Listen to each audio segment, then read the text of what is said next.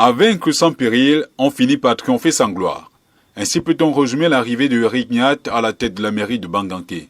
Rien n'aura été pourtant facile pour ce digne fils du département d'Undé dans la région de l'ouest du Cameroun. Pourtant, au regard des tractations engagées par les barons du Rassemblement démocratique du peuple camerounais, son élection au cours du conseil de plein droit de cette collectivité territoriale décentralisée devait en principe être une simple formalité. Nini. On a dû attendre pendant de longues heures pour voir la fumée blanche. Même l'émissaire du comité central de leur formation politique a dû cravacher dur pour faire imposer les résultats issus des consultations internes du 2 mai 2021. Allant même jusqu'à demander aux opposants de Eric Nyat de démissionner du RDPC s'ils voulaient faire acte de candidature. Parce que selon les usages de cette formation politique, avant toute élection au conseil de plein droit, qu'elle soit municipale, législative ou même sénatoriale, des consultations internes sont organisées entre les militants au sein du collège électoral. Et ce sont les résultats issus de ce vote en interne qui sont présentés le lendemain au conseil de plein droit par le président du groupe communal pour les élections municipales et par le président du groupe parlementaire quand il s'agit des élections législatives ou sénatoriales. L'objectif étant d'éviter que les militants de cette formation politique se livrent en public des batailles à fleurets mouchetés. Aux élections législatives et sénatoriales, les choses se sont toujours déroulées sans anicroche, contrairement aux élections municipales où on a souvent eu droit à des batailles parfois fratricides. Et c'est d'ailleurs ce qui s'est passé à Banganté. Ce chef-lieu du département d'Undé a cristallisé les attentions de la communauté locale et même nationale pendant les 3 premières semaines du mois de mai 2021. Parce qu'après les conseils de plein droit avortés du 3 et du 6 mai dernier, la communauté nationale était impatiente de connaître le sort qui était réservé à celui du 19 mai dernier.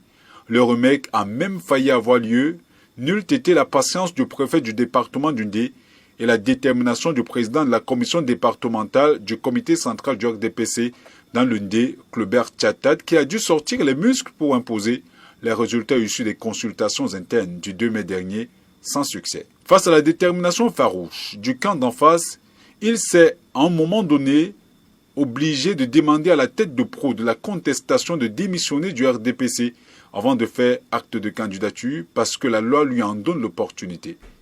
Une stratégie qui s'est avérée gagnante parce qu'elle a quand même permis l'organisation de l'élection au cours de ce conseil de plein droit. Donc, les indiscrétions recueillies à bonne source qui laissaient croire que le calme tant souhaité par les militants du Rassemblement démocratique du peuple camerounais et les populations de la ville de Banganté risquait ne pas être qu'au rendez-vous une fois de plus le 19 mai dernier était donc fondé, comme nous l'annoncions à la veille du conseil de plein droit du 19 mai dernier.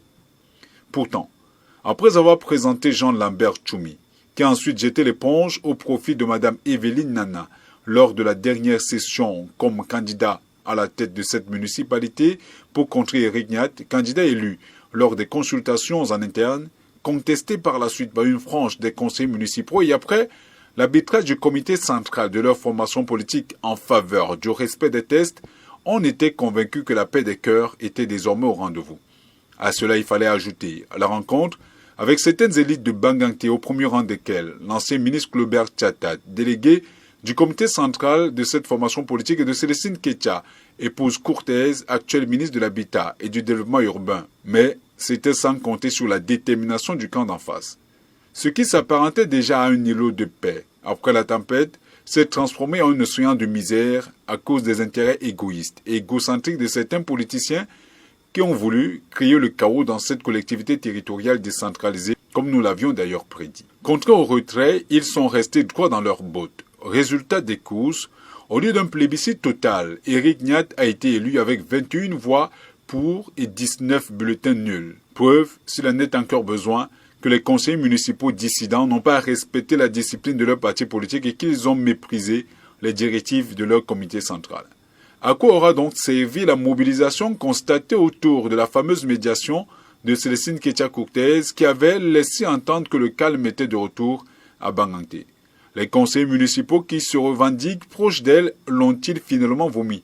Ou encore, il s'agissait purement et simplement d'un baiser de Judas comme l'avions lu dans certaines colonnes de journaux, notamment la Tribune d'Afrique. Certains internautes dans les réseaux sociaux ont même laissé entendre qu'il s'agissait d'une victoire de Nyat contre Ketia Cortez, que de nombreux barons du RDP s'accusent, parfois à tort ou à raison, et à visage découvert, d'avoir pollué le climat politique dans cette localité. Vrai ou faux, l'avenir nous le dira.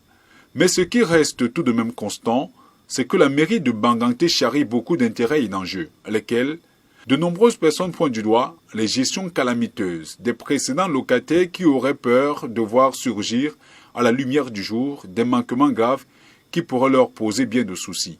Est-ce le cas? Nous ne perdons rien à attendre. Toujours est-il que la victoire de Rignat à la mairie de Banganté a été sabrée au champagne. Reste plus qu'à juger le maçon au pied du mur.